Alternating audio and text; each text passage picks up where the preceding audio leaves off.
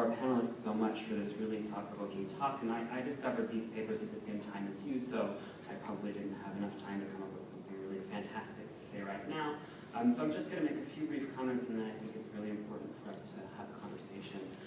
I think the fact that there are so many people here is just a testimony to the fact that the questions around LGBT families have really high stakes.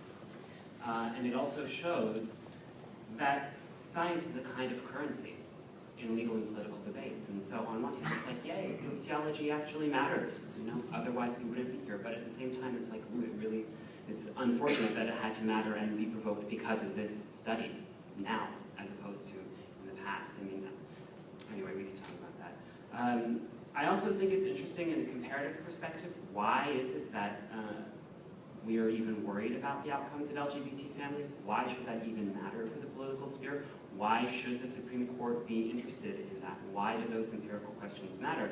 It isn't a given. That's totally socially constructed. We could give the access to marriage. We could recognize families. We could allow gay and lesbian families to exist, provide them adoption rights and other services without even caring at all about the outcomes of their children. But we do, and so that's a question we can continue to ask ourselves. These papers also really point out the complex relationship between policy and scholarship, and they've begun to do the work that I think sociology is uniquely placed to do in analyzing our position as scholars with the policy sphere, and that we should continue to do as we go forward.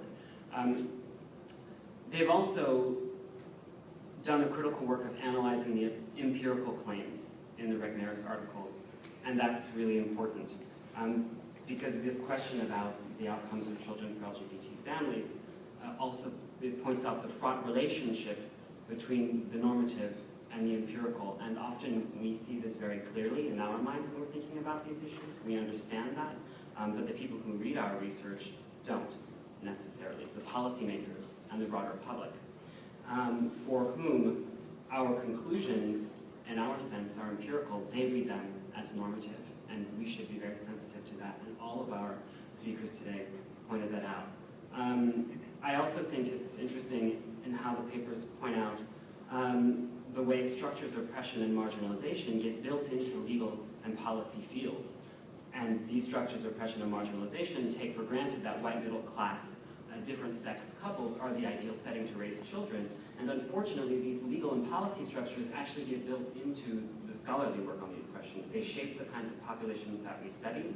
They shape how we define those populations. They shape the questions we ask, the way we choose to highlight our findings, and the way we frame our conclusions. And yet, like Tay and some of the others have pointed out, Judith Stacy, Tim Biblars, Stephen Hicks, and others have been calling on us for a really long time to fully analyze all of our findings, and not just the ones that are the most politically and socially desirable. And yet, policymakers, organizations, and even scholars are still arguing that we find no differences, rather than, for instance, no disadvantages between LGBT families and other kinds of families.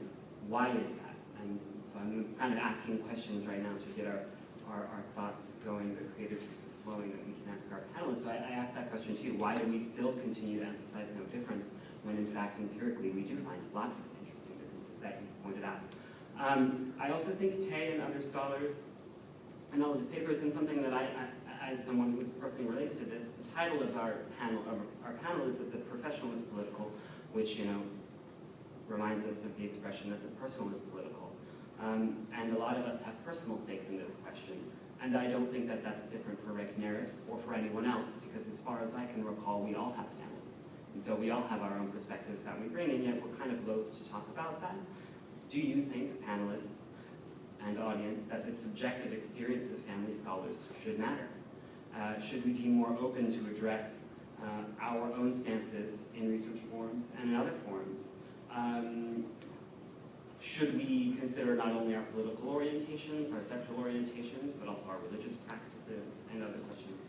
I think, Tay, you mentioned yours, and that's underlying in this conversation, but we don't often bring it up. And I'd like to know why, and whether or not we should. So I'm just going to conclude now and open up. What can we do to be more proactive?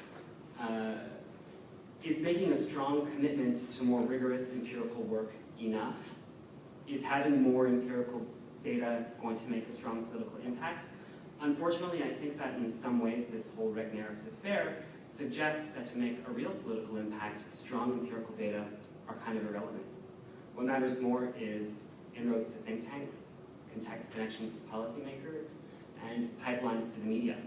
Because this one study has had more impact on the debate in some ways than rigorous empirical work for a long time. So I'm wondering, what can we do to think about how we can be more proactive, not only empirically, because obviously that's important as social sciences, we're committed to empirical excellence, but what else can we